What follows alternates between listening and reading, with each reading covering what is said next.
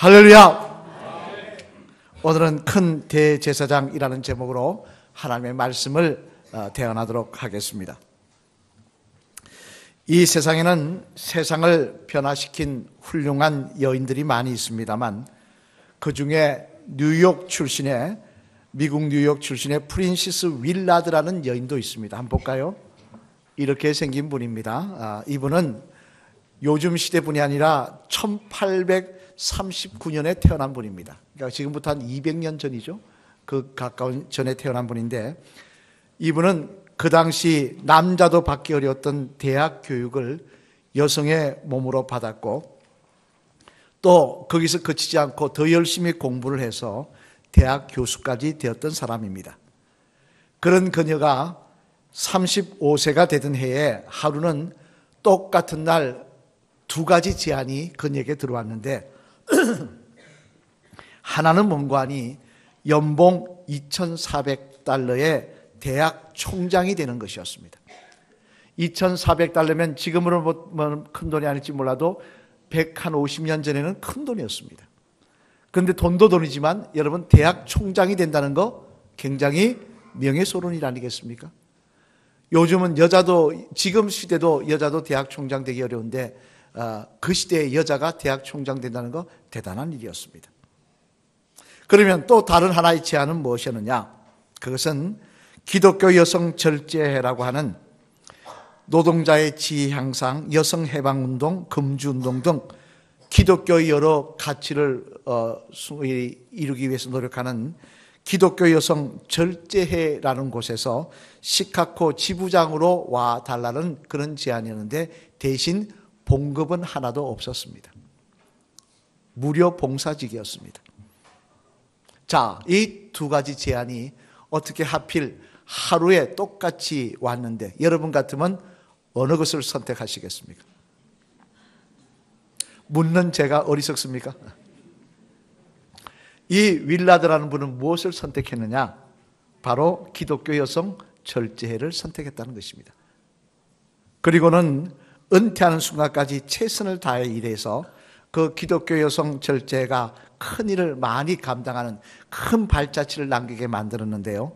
대표적인 일 중에 하나가 1923년에 이 기독교 여성 절제가 우리나라에 들어왔었는데, 이 우리나라에 들어온 기독교 여성 절제를 통해서 일제시대 때는 애국운동에 앞장섰고, 그리고 해방이 되고 난 다음에는 여성 교육에 여성들이 교육받고 근대화되는데 앞장서는 귀한 발자취를 우리나라에서 남겼다는 것입니다. 여러분, 이 얼마나 귀한 모습입니까? 대학 총장이 될 수 있는 자리를 마다하고 그런 사명을 위해서 달려간 이 분의 삶이 말입니다. 이처럼 이 세상에는 자신의 사명이 무엇인지 깨닫고 그 사명을 감당하는 이 윌라드 같은 사람에 의해서 이 세상은 점점 아름다워지고 하나님의 역사가 일어나는 모습으로 나아가는 모습을 우리가 볼 수가 있는 것입니다만, 그런데 오늘 본문의 말씀에 보면 이런 사명과는 감히 비교할 수도 없는 귀한 사명을 감당하시는 분이 계신데, 그분이 바로 예수님이라고 말씀하고 있습니다. 예수님은 여러분이 잘 아시는 대로 하나님의 아들이십니다. 그런데 그분이 하늘의 모든 영광을 다 버리시고 인간의 몸을 입고는 이 땅에 오셔서 하나님이 허락하신 사명을 감당하는 모습을 보여주시더라는 것입니다. 그래서 오늘 본문에 보면 그 예수님이 어떤 사명을 이 땅에 오셔서 감당하셨느냐에 대해서 말씀하고 있는데, 뭐라고 말씀해요? 우리 한번 볼까요? 14절 말씀 앞을 보시며 같이 한번 읽겠습니다. 시작. 예, 우리에게 큰 대제사장이 계시니 성천하시니 곧 하나님의 아들 예수시라. 우리가 믿는 도리를 굳게 잡을지어다. 아멘. 무슨 말씀입니까? 예수님이 이 땅에 오셔서 감당하신 사명이 뭐냐? 바로 큰 대제사장의 사명이었다는 것입니다. 우리의 진정한 대제사장이 되기 위해 하셔서 이 땅에 오셨고 그 삶을 사시고 하늘나라로 가셨다는 것입니다. 그렇다면 여러분, 대제사장이란 도대체 어떤 사람입니까? 어떤 일을 하는 사람입니까? 구약 성경에 보면 이렇게 정의하고 있습니다. 대제사장은 하나님께 드릴 제사를 주관하고 속죄일에 백성들의 속죄를 위해 제단에 제물의 피를 뿌리는 일을 하였다. 그렇게 정리하고 있습니다. 이는 다시 말해 한마디로 말해 대제사장은 어떤 사람이냐? 이스라엘 백성들과 하나님을 연결시키고 그 관계를 회복시키는 사명을 감당하는 사람이었다는 것입니다.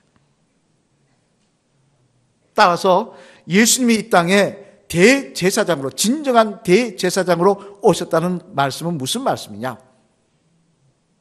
하나님과의 관계가 단절된 우리들을 다시 하나님과 관계를 회복시키기 위해 하셔서 하나님 앞에 죄 때문에 설 수 없는 인생을 하나님의 자녀로 삼기 위해 하셔서 이 땅에 오셨다는 것입니다. 그리고 그 사명을 감당하시고 십자가에 돌아가셨다가 부활하셔서 승천하셨다는 것입니다. 그렇다면 여러분, 이처럼 하나님과 우리의 관계를 바르게 회복시키기 위해서 사명을 감당하고 오신 예수님, 그 사명을 보다 구체적으로 살펴보면 무엇일까요? 무엇이 도대체 하나님과의 관계를 회복시키기 위해 하셔서 우리를 위해 하셔서 이 땅에 오신 사명일까요?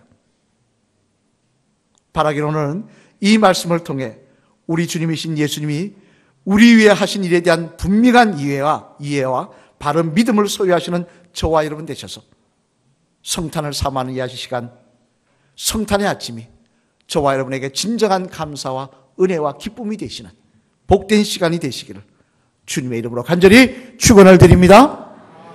그러면 하나님과 우리 관계를 바르게 회복시키기 위해 이 땅에 오신 주님이 그 사명을 감당하기 위해서 구체적으로 하신 일은 무엇일까?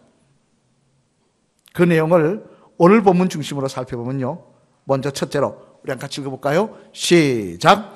우리처럼 육신을 입고 오셔서 똑같이 시험을 받으심으로 말미암아 우리를 이해하시는 일을 감당하셨다는 것입니다. 뭘 감당하셨다고요? 똑같이 육신을 입고 오셔서 시험을 받으심으로 말미암아 우리를 이해하는 일을 감당하셨다는 거예요. 오늘 본문 15절 말씀 우리 한번 같이 읽어보실까요? 시작. 우리에게 있는 대제사장은 우리의 연약함을 동정하지 못하실 이가 아니요 모든 일에 우리와 똑같이 시험을 받으신 이로되 죄는 없으시니라. 아멘. 뭐라고 말씀하고 있습니까? 우리에게 대제사장은 우리의 연약함을 동정하지 못하실 이가 아니요 모든 일에 우리와 똑같이 시험을 받으신 이로되. 즉 이 말씀은 하나님의 아들이신 예수님이 이 땅에 오셔서 첫 번째 하신 사명이 뭐냐? 일이 뭐냐? 바로 우리처럼 시험을 받으시고 우리처럼 어려움을 겪으시고 우리처럼 고난을 당하시는 일이었다는 것입니다. 다시 말해 주님은 이 땅에 하나님의 아들의 권세를 가지고 천군 천사 호위하며 오신 것이 아니라 어린아기로 태어나셔서 우리와 똑같은 30년 동안의 일반 생애를 사시며 모든 고생과 고난도 해보시고 배고픔도 느껴보시고 연약함도 아픔도 슬픔도 다 경험해 보셨다는 것입니다. 뿐만 아니라 하나님의 아들로서의 사명을 감당하시는 공적 생애에서도 계속해서 고난과 멸시를 당하셨다는 것입니다. 그러면 왜입니까? 왜 하나님의 아들이 이 땅에 오신 것만 해도 대단한 일인데 영광의 몸으로 오셔서 감히 악한 것들이 건집도 못하고 건드리지도 못하게 하셔야 되는데 이렇게 우리처럼 고난을 당하시고 우리처럼 아픔을 겪으신 것입니까? 그것은 바로 우리를 진정으로 알기 위해서 그렇게 하셨다는 것입니다. 여러분, 세상에는 여러 가지 사건과 사고가 많이 있습니다만 그중에 미국에서 실제 일어났던 이런 재미난 사건도 있었다고 합니다. 한번 들어보시길 바랍니다. 한 번은 미국에 강도가 들었는데 우리는 강도가 뭐 들어와야 칼이나 몽둥이 들고 들어오지만 미국은 뭐 들고 들어옵니까? 총 들고 들어오지 않습니까? 총 들고 들어와서 들이대며 주인에게 이야기하고 손 들어! 그런데 주인이 그러면 어떻게 해야 됩니까? 이래 들어야죠. 그죠? 이렇게 드는 겁니다. 그러니까 은거주춤이 마음에 안 드는 게 손 드는 모습이. 그래서 다시 야, 손 들어! 그러니까 또 이렇게 있는 건 거죠. 안 들려? 그러니까 하는 얘기가 미안하지만 나는 신경통이 심해서 손을 높이 들 수가 없습니다. 그러면. 그러자 강도가 묻습니다. 언제부터 신경통이 있었느냐? 그래서 주인이 묻습니다. 대답합니다. 언제부터라고. 그러니까 강도가 또 묻습니다. 어떻게 아프냐고. 아니 강도 짓을 해야 되는데 안 하고 자꾸 묻는 거예요. 어디가 아프냐고. 언제부터 아팠냐. 강도가 그러니까 또 대답을 하다 보니까 뭐라 하냐. 강도가 이야기합니다. 자기도 신경통 때문에 고생한다는 거예요. 그때부터 두 사람은 식탁에 앉아 총을 내려놓고 커피를 마시면서 신경통에는 무슨 약이 좋으니, 무슨 민간요법 배웠더니 효과가 있느니, 이런 이야기를 하다가 밤을 새웠다는 것입니다. 그리고는 날이 밝아오자 강도는 일어나서 총을 다시 주문에 여으면서 신경통 잘 이겨라. 그리고는 아무것도 훔치지 않고 그냥 가버렸다는 거예요. 실제 사건입니다. 그럼 여러분, 왜 이 강도는 이 집에서 강도짓을 하지 않은 것입니까? 훔칠 게 없어서요? 아닙니다. 동병상련 때문에 그렇습니다. 그 집 주인이 얼마나 고생하는지를 같은 병을 앓는 자신이 너무나 잘 알기 때문에 그는 그 사람의 물건을 훔치기보다는 서로 격려하다가 그냥 돌아갔던 것입니다. 이는 또한 우리 주님도 마찬가지라는 것입니다. 당장 누가복음 13장 6절 말씀 이하에 보면요, 열매를 맺지 못하는 무화과 나무 비유를 통해서 하나님은 두려운 말씀을 하십니다. 뭐라고 하십니까? 하나님의 자녀로 삼아 주셨고 하나님의 믿음의 열매를 주셨는데, 믿음의 사람으로 세워주셨는데 하나님 뜻대로 쓰지 못하는 그 인생들에 대해서 하나님 뭐라고 말씀하십니까? 찍어서 내다 버려라 그러십니다. 내가 이제 더 이상 저들 안 보겠다, 버려라, 소망이 없다 그러십니다. 그런데 그때 포돈지기로 비유된 예수님은 뭐라고 말씀하십니까? 아멘의 주님이 예 맞습니다 그렇게 하셨습니까? 우리 한번 볼까요? 누가복음 13장 8절로 9절 말씀 같이 한번 읽겠습니다. 시작. 대답하되 이르되 주인이여 금년에도 그대로 두소서. 내가 두루 파고 걸음을 줄이니 이후에 만일 열매가 열면 좋거니와 그렇지 않으면 찍어버리소서 하였다 하시니라. 아멘. 무슨 말씀입니까? 예? 하나님의 말씀이 무조건 예가 있고 아니오가 없다는 하나님, 예수님께서 하나님한테 아니라고 말씀하시더라는 겁니다. 심판하시면 안 된다는 거예요. 기회를 주셔야 된다는 거예요. 왜 이렇게 하시는 겁니까? 왜 하나님의 말씀에 토를 달고 계신 것입니까? 그것은 예수님이 직접 겪어보셨기 때문이라는 것입니다. 우리가 얼마나 연약한 존재인지, 우리가 얼마나 나약한 존재인지, 우리가 얼마나 쉽게 무너지는 존재인지 예수님이 경험해 보셨기 때문에 그렇다는 것입니다. 이는 또한 베드로의 배반에서도 마찬가지입니다. 다른 사람도 아닌 수제자입니다. 심지어 천국의 열쇠까지 받았습니다. 그렇다면 목에 칼이 들어와도 예수님 부인하면 안 되는 거죠. 근데 베드로가 어떻게 합니까? 예수님 3번 부인하고 그것도 하다못해 아니까 저주까지 했지 않습니까? 예수님을 저주한 그를 가만두면 되겠습니까? 근데 예수님 뭐라 그러십니까? 요한복음 21장에 보면요, 네가 한 짓을 알지, 그런 말씀 안 하시다는 거예요. 예수님 오직 베드로에게 이야기하십니다. 내가 나를 사랑하느냐? 그렇다면 성령 받고 내 양을 먹이라고 하십니다. 왜 그러십니까? 왜 부인하고 배반한 베드로를 이렇게 안아주시는 겁니까? 그것도 예수님이 베드로의 연약함을, 베드로의 그 나약함을 아시기 때문에 그렇다는 것입니다. 그래서 이사야 53장 3절 말씀에 보면요, 이사야 선지자는 이런 예수님에 대해서 이렇게 말씀하십니다. 우리 이사야서 53장 3절 말씀 같이 읽겠습니다. 시작. 그는 멸시를 받아 사람에게 버림을 받았으며 강고를 많이 겪었으며 질고를 아는 자라. 마치 사람들이 그에게서 얼굴을 가리는 것 같이 멸시를 당하였고 우리도 그를 귀히 여기지 아니하였도다. 아멘. 뭐라고 말씀합니까? 예수님은 어떤 분이냐? 우리처럼 질고를 겪으신 분이시라는 거예요. 우리처럼 아픔도 고난도 다 겪어보신 분이시라는 거예요. 그래서 오늘도 연약한 우리, 하나님 앞에 심판받을 수밖에 없는 우리들을 위해서 하나님 보좌 우편에 앉으셔서 저와 여러분들의 이름을 부르며 중보기도 하고 계시고, 또한 때에 따라 우리가 넘어지지 않도록 도우신 은혜를 베풀어 주시고 계신 것입니다. 여러분, 우리의 구주로 믿는 예수님은 저 하늘에 앉으셔서 너희가 왜 그거밖에 못하냐? 지난번에 누가 그러더라고요. 뭐 옛날에 어떤 분이 그랬다고 하죠. 대통령 아들인가 누가 그랬다고 그러죠. 먹을 게 없습니다. 그러니까 아니 쌀이 없으면 라면 끓여 먹지. 그런 철없는 소리를 했다 그러는데, 그런 하늘에서 바라보시고 하시는 것이 아니라 이 땅에 오셔서 우리와 똑같이 고통을 당하시고 질과 눈물을 경험하시고 아시고 희생을 감수하시던 분이십니다. 그분이 바로 예수님이십니다. 성탄은 그 고난을 당하시기 위해 이 땅에 오신 하나님의 아들이 감히 인간에게서 당하시는 그 고난과 슬픔을 겪기 위해 이 땅에 오신 날입니다. 여러분, 이 주님에 대한 이 주님의 우리를 향한 놀라운 사랑을 분명히 기억하시고 다시 한번 주님 앞에 감사와 찬양을 돌릴 수 있는 저와 여러분 되시기를 주님의 이름으로 축원합니다. 둘째로는 또 예수님이 이 땅에 오셔서 감당하신 사명은 뭐냐? 같이 읽겠습니다. 시작. 죄가 없으신 채로 십자가에 달려 우리를 대신해서 돌아가신 일을 감당하셨다는 겁니다. 뭘 감당하셨다고요? 죄가 없으신 채로 십자가에 달려 우리 대신 돌아가신 일을 감당하셨다는 겁니다. 오늘 보면 15절 말씀 다시 한번 읽겠습니다. 시작.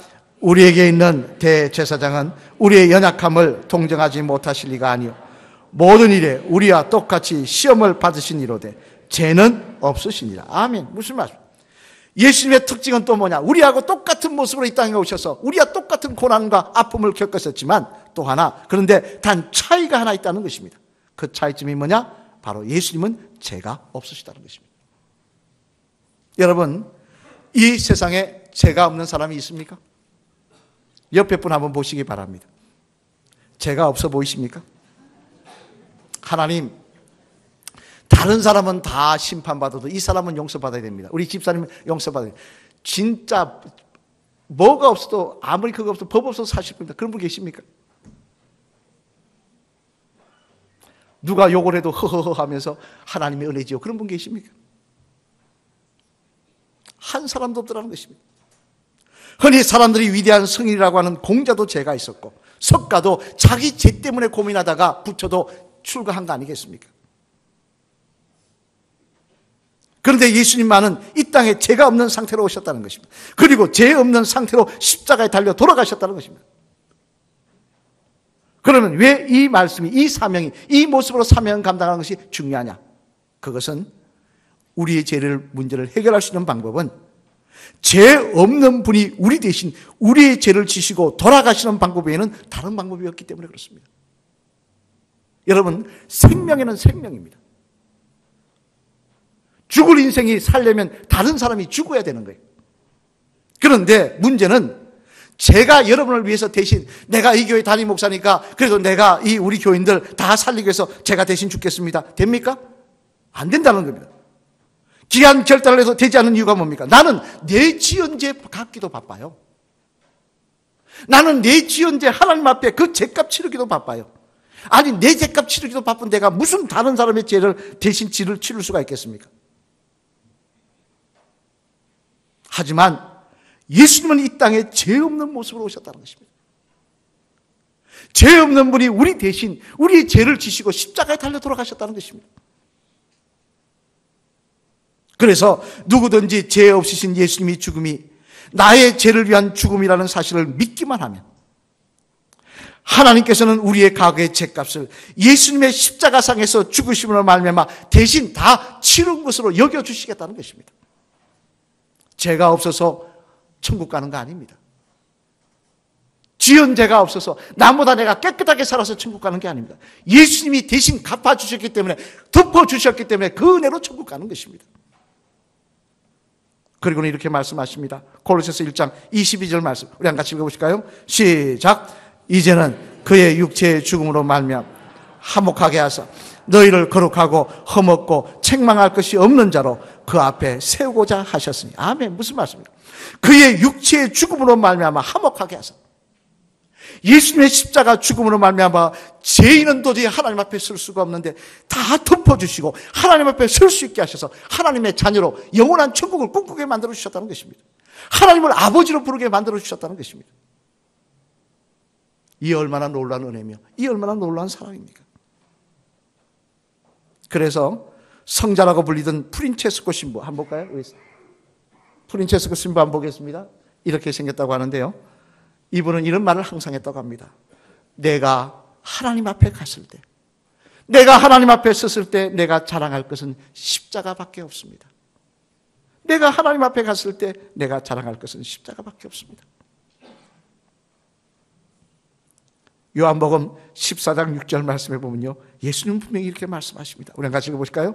요한복음 14장 6절 시작. 예수께서 이르시되 내가 곧 길이요 진리요 생명이니 나로 말미암지 않고는 아버지께로 올 자가 없느니라. 아멘.